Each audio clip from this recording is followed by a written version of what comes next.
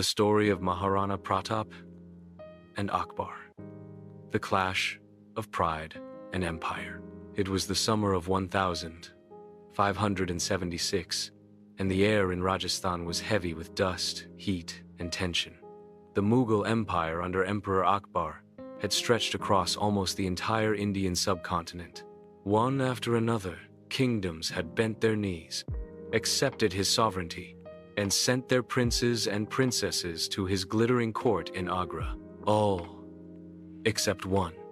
From the rugged hills of Mewar, there stood a Rajput king, whose name would echo through history, Maharana Pratap. The invitation that turned into insult to Akbar had sent emissaries, noblemen, generals, even friendly Rajput kings like Raja Man Singh to convince Pratap to join him. But every time, Maharana Pratap sent them back with the same message.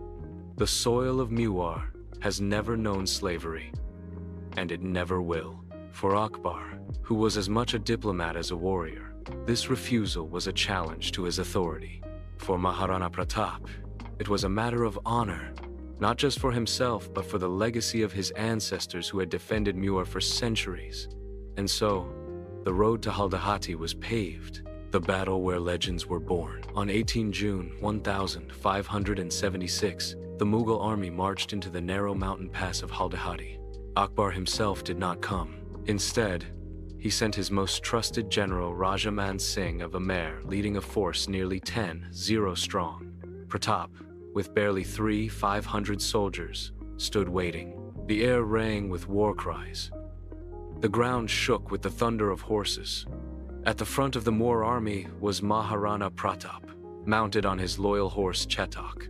And here, legends say, Chetak leapt high, attacking Man Singh's war elephant, trying to reach the general himself. Though wounded, the horse carried Pratap away from the battlefield, saving his king before collapsing by a riverbank. The battle lasted just 4 hours. The Mughal army held the field, but Akbar did not get what he truly wanted. Maharana Pratap's submission. The king who never gave up.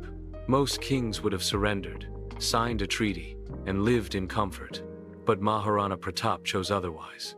For years after Haldighati, he lived in the forests, eating wild berries, waging guerrilla warfare against Mughal posts.